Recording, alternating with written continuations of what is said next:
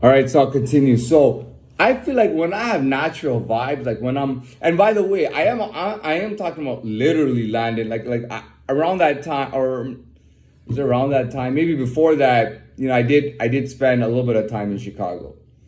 I did actually not a little bit of time. I was passing through Chicago on a layover, but the point is that between that 2010 and 2013, I feel like I was definitely having Chicago vibes, and I could and like I told you, when I'm genuinely vibing with the city, and I feel like I'm almost there or there pretty much, there or I'm like there. I got the vibes are so strong, it feels like I'm there.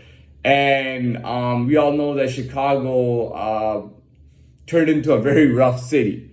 You know what I mean? Like Chicago got really, really rough, man. And I think everybody knows that they call it Chirac. So, when I started this channel, it was all about Chicago gangs and Chicago and stuff. But, I moved away from that. I kind of got into other ideas. But, they call it Chirac for a reason. It's a very, very violent place. It's tough, and I don't know about tough, but yeah, it's definitely tough. It's violent, it's some serious shit. And to talk about when I had those vibes, like it was genuine, man, because I just remember like pulling out, in this old black Lexus that I unfortunately crashed way later on. But I was in this old Lexus, this black fully loaded leather old Lexus, four-door sedan, very nice by the way. And I remember just pulling out, and this happened a lot of times, but this happened many times, like all the time pretty much. But I remember one particular moment I pull out, get on the street, the small street, and I go to the traffic light. And dude, I'm bumping out Got It Twisted by Mobb Deep. Y'all got it twisted, huh? Right? So I got It Twisted playing. And dude, I didn't used to play shit. I didn't used to play shit so that I could hear it. I used to, even in the winter time, I used to pull my windows down, even in the winter time. And we get really cold winters, by the way. In the winter time, I would pull the windows down, all four windows, I would pull them down, and I would blast my music. And it started off like I started like when I first started driving, that was in late 2011. When I first started driving, it was just like I was just playing any kind of party song or any song I liked, like regardless of genre. And then it just turned gangsta, man. It was all gangsta, it was mostly Mobb Deep and all that. And it was a lot of Mobb Deep that I was playing. And it was all war music. Survival of the Fittest was one of my favorite tracks. Shook Ones, Got It Twisted, and all, like I'm talking a hood. I don't know about hood, but a lot of their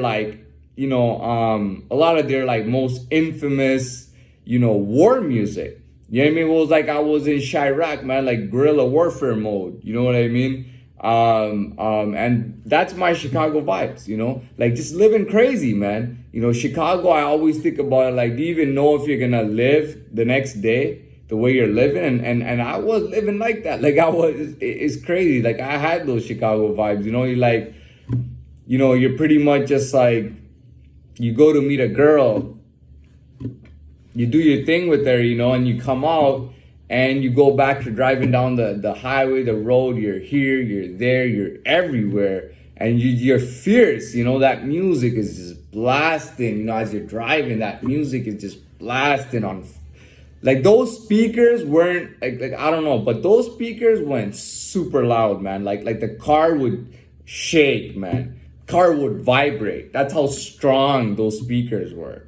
And it was crazy, man. Like eventually I crashed that car in 2013. And I think that was a transition. Like 2013 around summer, I crashed that car and it went transition into it was like I transitioned back into Miami and away from Chicago and back into Miami. But I had those vibes, man. Like just sometimes you're just scaring people. I remember people would just get scared. And I'm talking about any kind of people. You name them. Whatever kind of people you want to name that you once knew or had seen or whatever, they were all scared, man. Everybody was so scared, man. I would just blast that music. I would drive through, man. It was crazy, man. The only guy that really tried to fuck with me in the beginning was pretty much this guy that was pretty much like True Life, man, or like the True Life of LA, or pretty much just True Life, man. You look kind of like True Life, and I already told you the story about how that nigga went down, and he can't really. I don't think he wants to see me on his worst day, but the point is that that like.